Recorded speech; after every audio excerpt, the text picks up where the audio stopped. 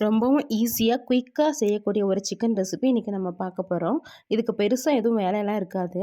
அதுக்கு 1 கிலோ சிக்கன நான் நல்லா வாஷ் பண்ணி எடுத்து வச்சிருக்கேன்.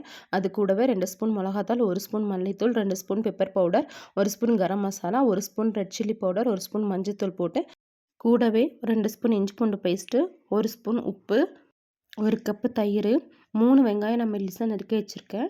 அதையும் இது கூட ஆட் பண்ணிக்கலாம்.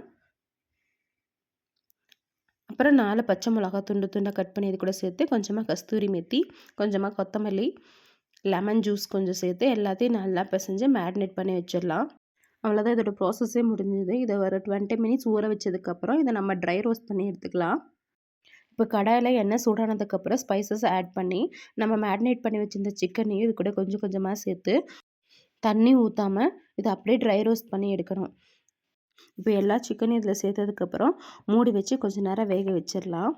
இடையில இடையில ஓப்பன் பண்ணி கிளறி விட்டுக்கலாம். இன்னும் கொஞ்சம் கூட இது ட்ரை ஆகணும். இப்போ இந்த டைம் நம்ம என்ன பண்ணோம்னா, கொத்தமல்லி இது மேலே தூவி விட்டுக்கலாம். இப்போ பாருங்கள், சிக்கன் ரெடி ஆயிடுச்சு. பார்க்கவே கலர்ஃபுல்லாக இருக்குல்ல. இதோட டேஸ்ட்டும் அதுக்கேற்ற மாதிரி நல்லாயிருக்கும். ட்ரை பண்ணி பாருங்கள். ரொம்ப ஈஸியாக இருக்கும். இப்போ நீ பார்த்துட்டு எப்படி இருக்குன்னு கமெண்ட் பண்ணுங்கள். மறக்காம லைக் பண்ணுங்கள், சப்ஸ்கிரைப் பண்ணுங்கள். தேங்க்யூ.